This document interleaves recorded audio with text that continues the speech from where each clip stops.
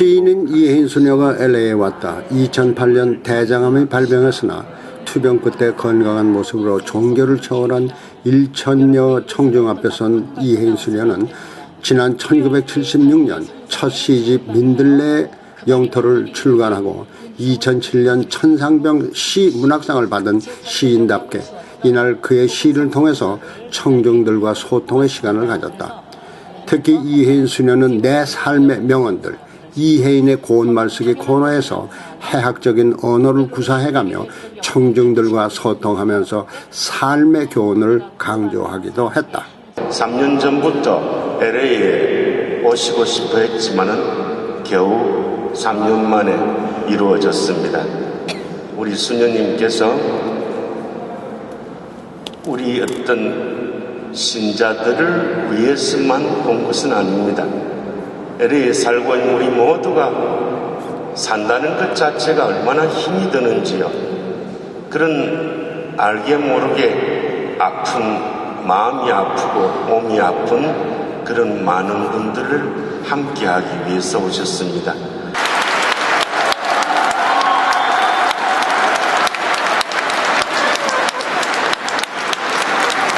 여러분 반갑습니다.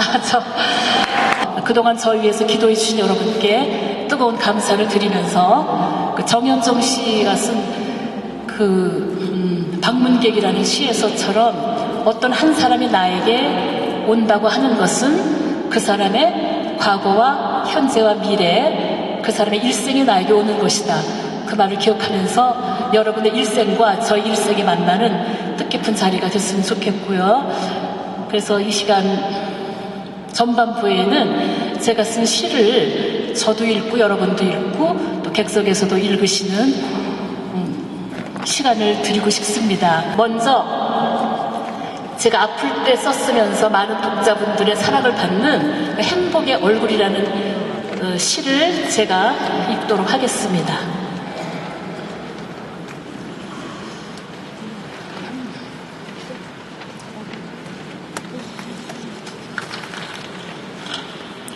행복의 얼굴. 사는 게 힘들다고 말한다고 해서 내가 행복하지 않다는 뜻은 아닙니다.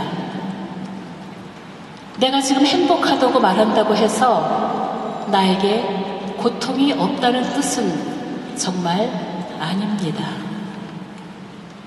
마음의 문 활짝 열면 행복은 1000개의 얼굴로, 아니 무한대로 오는 것을 날마다 새롭게 경험합니다. 어디에 숨어있다 고운 날개 달고 살짝 나타날지 모르는 나의 행복. 행복과 숨바꼭질하는 설렘의 기쁨으로 사는 것이 오늘도 행복합니다. 희망의 꽃삽을 든 날은 언제나 생일이지요.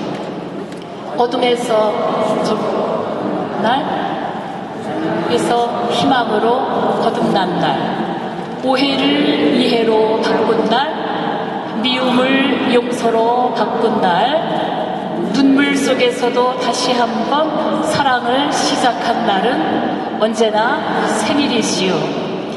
아직 빛이 있는 동안에 우리 더 많은 생일을 만들어요. 축하할 일을 많이 만들어요.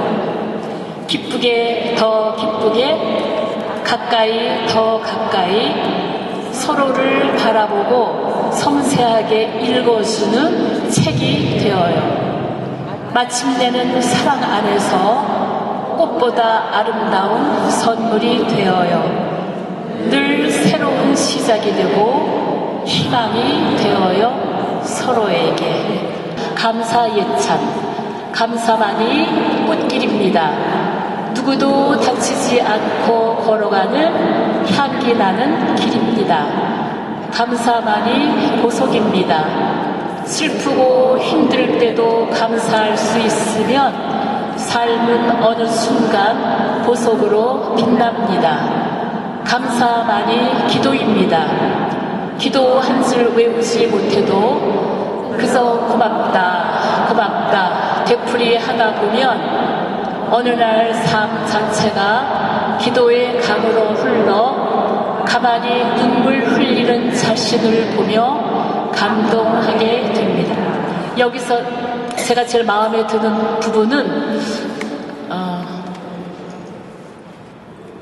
너무 빨리 이거 하셨네. 기도 한 줄 외우지 못해도 고맙다 되풀이 하다 보면 삶 자체가 기도의 강으로 흘러 가만히 눈물 흘리는 자신을 보며 감동하게 됩니다. 1번 겨울이 되어서야 소나무 전나무가 더디 시드는 것을 알게 된다. 2번 어둡다고 불평하는 것보다 촛불 한 개라도 켜는 것이 더 낫다. 3번 삶이란 사랑하기 위해 주어진 얼마간의 자유시간이다. 4번 분노는 멋진 순간을 훔쳐가는 도둑이다. 5번 자신의 실수에서 교훈을 얻는 것은 항상 도움이 된다. 6번 오늘은 내 남은 생애의 첫날이다. 7번 그대가 헛되이 보낸 오늘은 어제 죽어간 어떤 사람이 그토록 살고 싶어 했던 내일이다. 그 다음에 한 말은 사흘 가고 들은 말은 3년 간다. 다음 하느님을 찾았으나 배울 길 없고 영혼을 찾았으나 만날 길 없어 형제를 찾았더니 셋 다 만났네. 다음 주님께서 저를 사랑하신 것처럼 당신을 사랑하려면 당신의 사랑을 빌릴 수밖에 없습니다. 잠깐 그냥 두세요. 여기 사람들이 제일 좋아하는 말이 데미안이라는 소설에 나오는 그대가 헛되이 보낸 오늘은 어제 죽어간 어떤 사람이 그토록 살고 싶어 했던 내일이다. 이 말이 참 이렇게 마음에 저는 와닿았습니다. 그리고 9번에 하느님을 찾았으나 배울 길 없고 영혼을 찾았으나 만날 길 없어 형제를 찾았더니 셋 다 만났네. 이것은 우리에게 많이 생각할 그 여유를 줍니다. 여지를. 그래서 하느님을 향한 수직적인 사랑과 이웃과 가족, 친지를 향한 수평적인 사랑이 조화를 이룰 때만 우리는 잘 사랑하는 사람이라고 할 수 있다는 그런 생각이 이렇게 듭니다. 그리고 끝으로 주님 당신께서 저를 사랑하신 것처럼 당신을 사랑하려면 당신의 사랑을 빌릴 수밖에 없습니다. 빌려서 무이자로 안 갚아도 되고 이자를 안 쳐도 되고 그냥 무료로 빌리면 되니까 언제라도 무료이니까 하느님에 대한 믿음만 있으면 그 사랑을 빌려서 한다. 이것이 저에게는 위로가 됐어요. 예. 혜인 수녀님의 고운말 차림표. 1번 아무리 화가 나도 막말은 하지 말자. 2번 비교하는 말을 할 땐 신중하게 하자. 3번 나에게도 남에게도 도움이 되지 않는 푸념 한탄 불평은 자제하자. 4번 이를 가지고 상대방의 말에 맞장구 치자. 5번 믿은 사물이든 함부로 비하하는 말을 삼가자. 5번 농담이나 유머를 지혜롭게 하자. 7번 비록 흉을 보더라도 좀 더 고운 말로 순화시켜서 하자. 8번 자신을 표현할 때 잘난 체하지 않는 겸손함을 지니자. 9번 때와 장소에 맞는 말을 하자. 10번 기분 좋은 상징 언어들을 자주 사용하자. 이거는 그냥 두세요. 네. 제가 제일 강조하고 싶은 것이 화가 나도 극단적인 말은 삼가서 하자 하는 것입니다. 그래서 우리 한국 사람들이 제일 많이 화가 났을 때 쓰는 말은 뿔딱지 나고 뿔따구 나고 핫딱지 나고 돌아버리겠고 뚜껑 열리고 속 뒤집히고 환장하겠고 졸도하겠고 까무러치겠고 졸도 사망하겠고 이런 자극적인 표현을 이민 생활하는 여러분은 한국 사람보다는 무슨 이렇게 고울 거라고 저는 생각을 합니다. 그냥 화가 나면 보통 일이 아니에요. 그냥 그렇게 하시면 부작용이 없다고 그렇게 말했어요. 그래서 우리는 더 좋은 메뉴를 찾을 때까지 무조건 화가 나면 보통 일이 아니라니까 이렇게 이제 하기로 결정을 받고 또 어떤 주님들은 저는 인내의 한계를 느껴요. 더 이상 참을 수가 없어요. 라든가 주님께서 나의 인내심을 시험하시는가 봐요. 그렇게 이제 한다는 거예요. 그리고 말도 안 돼. 라든가 정말 너무 심하지 않아요? 등등. 근데 그 중에서 하여튼 제일 부작용이 없는 좋은 말이 보통 일이 아니에요. 네, 그리고 이제 제가 한 10몇 년 전에 와서 이 메뉴를 소개를 했는데 그 데뷔한 지 50년이 된 1955년생 그 영화배우 국민배우라고 일컫는 안성기 씨가 제가 박완서 씨 빈소에서 또 만났어요. 만나갖고 내가 안성기 씨 허락 받지 않고 안성기 씨가 어떤 일간지에서 인터뷰한 내용을 내가 가끔 언어 생활에서 사용을 한다. 자기는 잊어버렸대요. 근데 안성기 씨가 근데 기자한테 말하기를 안성기 씨가 아무리 인품이 좋고 후배를 잘 챙기고 사려 깊은 사람이라도 누가 사기를 쳤다, 명예를 훼손했다, 나쁜 일을 했으면 안성기 씨는 어떤 표현을 써서 화를 내는지 궁금하다. 기자가 이렇게 물었을 때 안성기 씨가 대답했습니다. 저는 아무리 막말을 하고 싶어도 체질에 맞지 않아서 화를 이렇게 나쁜 말을 못하겠습니다. 그러나 나도 인간이기에 한마디 하는 건 있습니다. 그래서 그게 뭐냐 그랬더니 그분이 이렇게 말했어요. 그 사람한테 가서 이러시면 곤란합니다. 그것이 가장 사격 화날 때 하는 말이래요. 그래서 그냥 여러분도 혹시 부부싸움 하다가 화가 나면 이러시면 곤란합니다.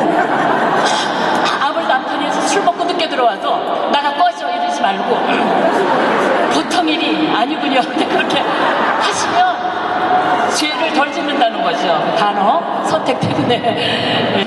기도를 할 때 더 하나님께 달라고 하는 기도보다는 이미 받은 것에 대한 감사를 더 많이 하겠다 하는 것이 저의 투병 생활의 첫 번째 다짐이었고, 두 번째는 아프니까 자꾸 다른 사람의 도움을 받는 입장이 되면서 자기 자신의 부족함과 실패, 실수 이런 거, 허물 이런 거를 자꾸 피할 것이 아니라 겸손되게 받아들이고 내 자신의 한계를 인정하는 겸손함을 키워야 되겠다. 그것이 두 번째 저의 다짐이었고, 또 그 세 번째는 그전 아프기 전에 누렸던 내가 걸어 다닐 수 있고 밥을 먹을 수 있고 또 뭐 그때 갈등하고 고민할 수 있는 이런 부분까지도 당연하다고 생각했던 것을 아주 새롭게 경탄하는 당연한 것을 새롭게 감동하는 노력을 하겠다. 그것이 저의 세 번째 다짐이었어요. 그래서 광안리 바다를 보면 그전에는 덤덤하게 봤다면 저 바다가 식당에 가도 있고 성당에 가도 있고 내 바다가 어디에 가도 바다가 있네 하면서 하루에 한 3번 감사하고 6번 감사하고 이런 식으로 더 많은 당연한 것을 감사하는, 또 때로는 힘들기도 했던 옆에 같은 식당의 동료들을 바라볼 때 내가 그 많은 사람 중에 한 집안에서 이렇게 사는 이 동료들이 얼마나 사랑스러운지 다시 한번 감탄하고 뭐 이런 거. 그래서 불평이 나오려고 할 때 그것을 역이용해서 감사하는 연습. 수도원에 뭐 밥을 갖다 10분 만에 먹는 거예요. 의사가 나는 꼭 씹어 먹고 천천히 먹으라고 했는데 뭐 천천히 먹을 수도 없고 이게 환자를 배려하는 거야 뭐야 이렇게 막 불평이 나오려고 할 때 이 대열에 앉아서 네가 지금 밥을 먹는 것 또한 얼마나 놀라운 기적인가 감사해라 그래갖고 다시 이제 그 불평의 모드를 기쁨의 모드를 살짝 돌려서 게임을 하는 이제 그런 마음을 배우려고 했고, 이제 끝으로 제가 저 이름이 조금 나다 보니까 막 필요 이상의 구설수에 시달리고 이제 그런 또 오해를 받고 그걸 막 억울해하고 막 따지고 이렇게 하기보다 하느님께서 주신 이것도 그 하나의 길들이는 교육 방법이라고 생각하고 내가 이것을 모든 것은 다 지나간다 생각하면서 이 아픔을 역이용해서 축복으로 받아들이는 연습을 하면 내가 저 신앙의 증인이 될 수 있는 것이다. 그래서 성령 소아들여서처럼 하찮은 그 쓰레기라도 하나 휴지 하나 줍는 것도 사랑으로 하면 그것은 위대한 것이다. 이런 것을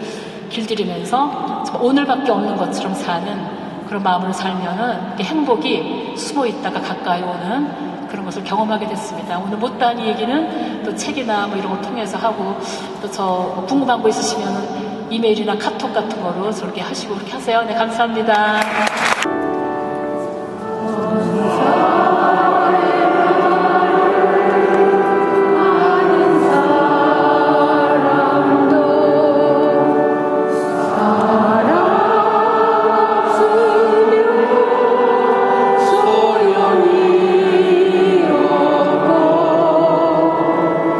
Simon